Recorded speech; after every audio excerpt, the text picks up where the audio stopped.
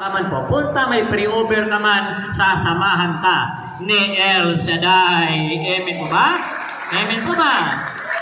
So yan, number one, malinis ang puso. Kapag malinis ang ating puso, ay maniwala kayo.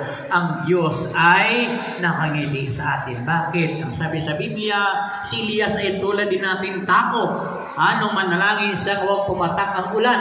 Sa loob ng 3 taon at kalahati, hindi pumatak ang ulan. Nung manalangin siyang pumatak ang ulan, naumulan, mga kapatid ko. So, ganoon ang ating buhay. Kapag malinis ang ating puso, hindi tayo bibiguin ng Diyos sa ating mga hinihingi sa Kanya. Amen po ba? Amen po ba?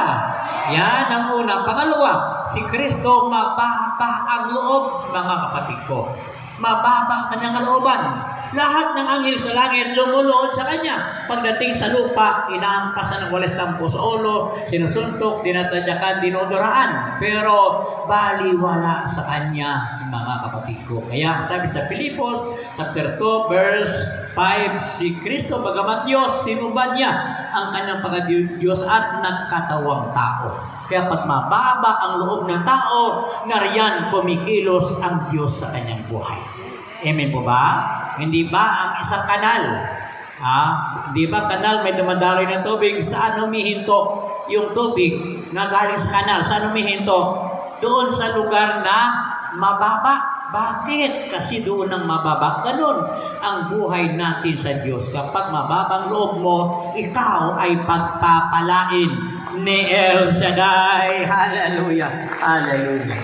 Di ba? Nung tinanong si Brother Mike nung pumunta sa mga obispo sa Tagaytay noon, 1991, tandang-tanda ko, tinanong siya ng mga obispo, bakit ang mga pinili mo ng mga disciple ay hindi iba nakapag-aral? Iba grade 6, iba talaga, hindi nakapag-grade 1. Pero bakit yun ang mga pinili mo?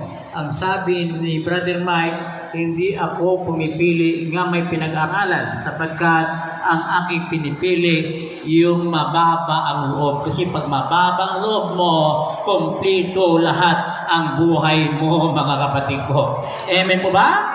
So, dapat mababa ang ating loob.